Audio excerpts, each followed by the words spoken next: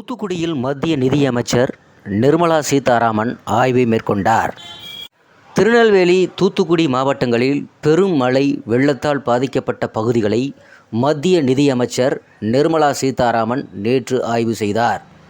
அமைச்சர்கள், எம்பிக்கள், கலெக்டர் உள்ளிட்ட அதிகாரிகளுடன் ஆலோசனை செய்தார்.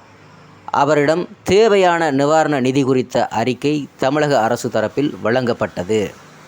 திருநெல்வேலி, தூத்துக்குடி மாவட்டங்களில் கடந்த 17, 18 தேதிகளில் கனமழை பெய்தது. மிகுந்த பாதிப்புகள் ஏற்பட்டன. தாமிரபரணியில் ஏற்பட்ட வெள்ளத்தால் திருநெல்வேலி, தூத்துக்குடி மாவட்டங்களில் ஆற்றின் கரையோர கிராமங்கள் பெரிதும் பாதிக்கப்பட்டன. தூத்துக்குடி மாவட்டத்தில் ஏரல், புனக்காயல், ஆத்தூர், ஸ்ரீவைகுண்டம், காயல்பட்டினம், திருச்செந்தூர் பகுதிகள் துண்டிக்கப்பட்டு தனித்தீவுகள் போல் ஆயின. தூத்துக்குடியில் கோரப்பள்ளம் குளம் உடைந்ததில் முழுவதும் வெள்ளப்பெருக்கெடுத்து வீடுகளை சூழ்ந்தது. இந்த பெரும் மழை வெள்ளத்தால் திருநெல்வேலியில் 16 பேர், தூத்துக்குடியில் 31 பேர் இறந்ததும் முதல் கட்ட தகவலில் தெரிய வந்திருக்கிறது. தூத்துக்குடியில் 50க்கும் மேற்பட்டோர் இறந்திருக்கலாம் என கூறப்படுகிறார்கள். குளங்கள் உடைந்தாலும், தாமிரபரணியில் வெள்ள நீர் கரை புரண்டு சென்றாலும் சாலைகள் அடியோடு சேதமடைந்திருக்கின்றன. ஏற்கனவே மத்திய குழுவினர் பார்வையிட்டு சென்றிருக்கிறார்கள். அதன் பின்னர் முதல்வர் மற்றும் அமைச்சர்கள் வானிலை ஆய்வு மையம் கனமழை குறித்து துல்லியமாக தகவல் தெரிவிக்கவில்லை எனவும் குற்றம் சாட்டினர். அதற்கு மத்திய நிதியமைச்சர் நிர்மலா சீதாராமன் பதிலளிக்க இருதரப்பினரிடையே கருத்து மோதல் ஏற்பட்டது. இந்த சூழலில் பிரதமர் தொலைபேசியில் முதல்வர் ஸ்டாலினுடன் பேசினார். சேதங்களை பார்வையிட நிர்மலா சீதாராமனை அனுப்புவதாக தெரிவித்தார். அதன்படி மத்திய நிதியமைச்சர் நிர்மலா சீதாராமன் நேற்று தூத்துக்குடி விமான நிலையம் சென்றடைந்தார். அவரை கலெக்டர் லட்சுமிபதி, எஸ்பி பாலாஜி சரவணன் உள்ளிட்டோர் அதிகாரிகள் அவரை வரவேற்றனர். மதியம் 12:30 மணிக்கு தூத்துக்குடி கலெக்டர் அலுவலகத்திற்கு நிர்மலா சீதாராமன் சென்றார். வெள்ளம் பாதிப்புகள் குறித்த புகைப்பட கண்காட்சியை பார்வையிட்டு அதிகாரிகளுடன் ஆலோசனை நடத்தினார். கூட்டத்தில் மத்திய நிதியமைச்சர் முருகன், தமிழக நிதியமைச்சர் தங்கம் தென்னரசு, திமுக எம்பி கனிமொழி மற்றும் பலர் பங்கேற்றனர். 1 மணி நேரத்திற்கு மேலாக கூட்டம் நடந்து முடிவில் 4 மாவட்டங்களிலும் வெள்ளத்தால் ஏற்பட்ட சேதம், தேவையான நிவாரண நிதி உள்ளிட்ட விவரங்கள் அடங்கிய கோரிக்கை மனுவை அமைச்சர் தங்கம் தென்னரசு மத்திய அமைச்சர் நிர்மலா சீதாராமனிடம் வழங்கினார்.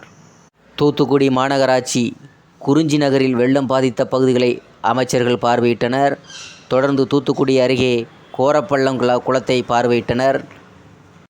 அங்கு இருந்த மக்கள், இந்த குளம் பல ஆண்டுகளாக தூர்வாரப்படாமல் இருந்திருக்கிறது, இதற்கு முன்பும் இக்குளத்தில் இருந்து தண்ணீர் வெளியேறியிருக்கிறது என புகார்கள் கூறினார்கள். தொடர்ந்து அமைச்சர் தலைமையிலான குழுவினர் அந்தோணிபுரம், மொரப்பநாடு, ஏரல் பகுதிகளை வெள்ளம் பாதித்த பகுதிகளையும் பார்வையிட்டனார்கள்.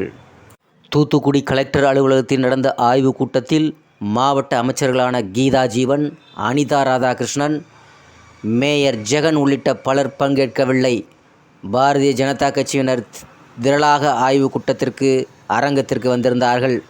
பாரதிய ஜனதா கட்சியினுடைய மாநில துணைத் தலைவர்கள் நயினார் நாகேந்திரன், சசிகலா புஷ்பா, மூத்த தலைவர் பொன் ராதாகிருஷ்ணன் ஆகியோர்கள் பங்கேற்றனர். மத்திய நிதியமைச்சர் நிர்மலா சீதாராமன் செய்தியாளர்களை சந்திக்கவில்லை. அமைச்சர் தங்கம் தென்னரசிடம் கேட்டபோது இது மத்திய அரசின் ஆய்வுக்கூடம் என கூறினார். உத்தேச சேதம் எவ்வளவு என்று ஒரு கணிக்கப்பட்டிருக்கிறார்கள். திருநெல்வேலி, தூத்துக்குடி மாவட்டங்களில்தான் மழை வெள்ளத்தால் மிகுந்த பாதிப்பு ஏற்பட்டிருக்கிறது. பெரும்பாலான சாலைகள், பாலங்கள் உடைந்து இருப்பதால் அவற்றின் மதிப்பு 1000 கோடி ரூபாய்க்கு மேல் இருக்கலாம் என நெடுஞ்சாலைத்துறை அமைச்சர் ஏவா வேலு கூறியிருந்தார். தூத்துக்குடி அரசு மருத்துவக் கல்லூரியில் மிகுந்த பாதிப்பு ஏற்பட்டிருக்கிறது. 24 ஆரம்ப சுகாதார நிலையங்கள், 261 துணை சுகாதார நிலையங்கள் என மொத்தம் 115 மருத்துவ கட்டமைப்புகள் சேதமடைந்துள்ளதாக அமைச்சர் சுப்பிரமணியன் தெரிவித்திருந்திருக்கிறார்.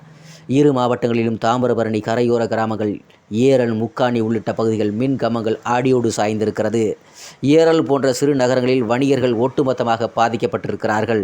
அவர்களின் முந்தைய கடன்கள் தள்ளுபடி கடன்களை திருப்பி செலுத்துவதில் அவகாசம், புதிய கடன்கள் என அரசுக்கு நிதி தேவையாக இருக்கிறது. இவற்றையெல்லாம் கருத்தில் வைத்து நிவாரண நிதியை விடுவிக்கும்படி தமிழக அரசு தரப்பில் கோரிக்கை விடுக்கப்பட்டிருக்கிறது. தூத்துக்குடியில் மத்திய நிதியமைச்சர்